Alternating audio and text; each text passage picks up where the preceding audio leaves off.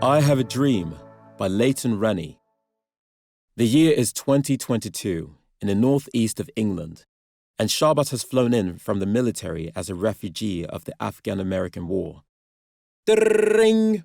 Hi, my name is Shabat, said the young girl. I'm 10 years old, just like you, she exclaimed, trying to sound cheerful. Now, before I continue with the story, I'll tell you a bit about Shabat. Are you ready? Okay then. This all started when her parents were... No, you won't want to know. Moving on. Should I sit down now, Mr.? She questioned. Her teacher nodded.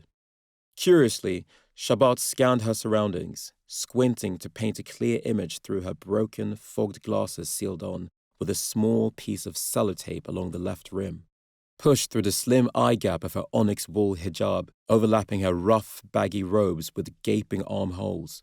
As she wandered down the row of hardwood flooring surrounded by individual industrial-like oak desks in the uniform line, she glanced to her left and then to her right, trying to avoid eye contact with the other children. All the children were either sniggering and whispering or pointing and laughing. "Quiet now," roared the teacher. "How dare you all!" All the children hushed in a heartbeat. They weren't used to their teacher getting angry, especially like that, but when he did, he seriously meant it. "Okay, sir," whimpered the voice from the back. "Right, that is 10 minutes off of break time," bellowed the teacher. Shabat wasn't sure whether to smile or frown. She didn't want to be disliked or even despised because she sort of made them miss most of their break time, yet at least she had someone who could stick up for her. What is even a break time anyway, Shabat thought to herself. And what's so good about it anyways? Shabat didn't particularly care. All she could think about was dinner. As she walked past the bus stop, she got to see a small glance of the food. Curry and rice in large open tins, chicken nuggets and fries in trays collapsed on top of each other like dominoes, naan bread with salad in shiny pots, and dessert. Oh, she had never seen anything like it. Rich, fluffy chocolate cakes with a melt-in-your-mouth look stacked horizontally like slabs of pavement. Just thinking about it was making her mouth water. Suddenly, Shabat snapped back into reality. She just had enough time to snatch a desk and launch onto the chair.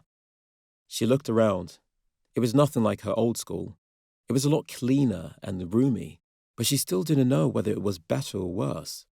The walls were not vibrant nor dull, allowing room for fun, but, unfortunately, more room for boredom. Just as Shabat gazed around, trying to take everything in, the somehow only colored thing in the room, the glossy rose-red bell, rang. It was continuously ringing at an alarming rate until all students stood up behind their chairs and rushed down the corridor to the main door and poured into the playground. Children were grouping up to play tag, hide and seek, all the different games you could think of. "Hi, Shabat," called a young boy. Hi," replied Shabat, her hijab moving slightly, revealing a smile creeping across her face. "What's your name?" questioned the boy.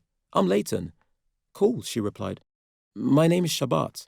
"So, what do you want to be when you grow up, Shabat?" "I'll go first. I want to be the CEO of a huge tech firm," exclaimed the boy. "Whoa," replied Shabat, quite bemused. "I want to be something like that, I get." It was at that moment that the bell rang again. Disheartened, all the children piled up into single-file lines and trailed back inside. Hello?" came a voice with a warm heart, pushing this door slightly. "Can I speak to Shabat, please?" Just as she said this, Shabat stood up and pushed her chair in. She knew who it was. It was her counselor. "Yes," she thought to herself, "it's Mandy. I'm so glad she's here."